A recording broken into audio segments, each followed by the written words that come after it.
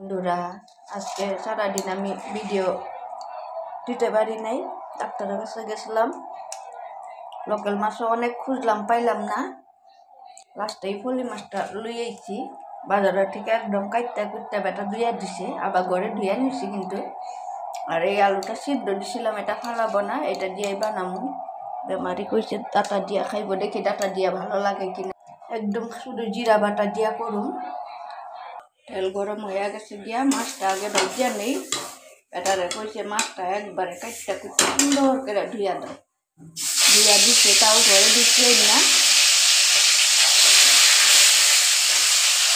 এই আলুটা তুললে আপনার কাইটটা নিব। মাছ ভাজা হয়ে গেছে, আমি হালকা করে মাছটা ভাজছি। তখন আমি সিদ্ধ করা আলুগুলো একটু ভাজিয়া দিই।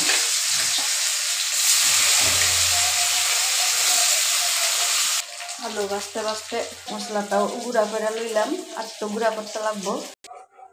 ওই তেলের মধ্যে একটুখানি তেল দিছে, পুরনো জিরা দিয়া দেই। এখন আমি ডাটাগুলা দিয়া দিই।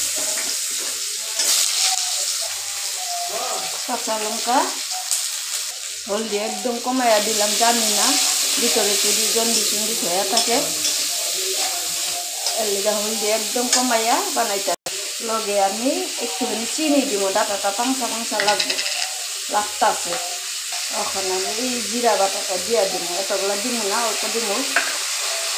জিরা বাটা বেশি হয়ে যাবে, কমাইয়া দিছি। আমি এই ভাজিয়া রাখা আলুগুলা দিয়া দিই।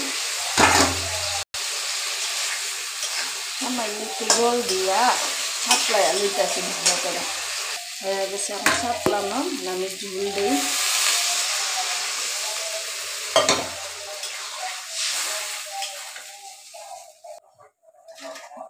মাছটা দিয়া দেয়, বেশি দিব না, 3 টুকরাই দিব। হয়ে গেছে আমার পাতলা জুস ফলি মাছের রেডি হয়ে গেছে। আমার রোগীর খাওয়া একদম পাতলা ঝোল। কে কে ভালো পান এভাবে পাতলা ঝোল, কমেন্ট করে কইবেন।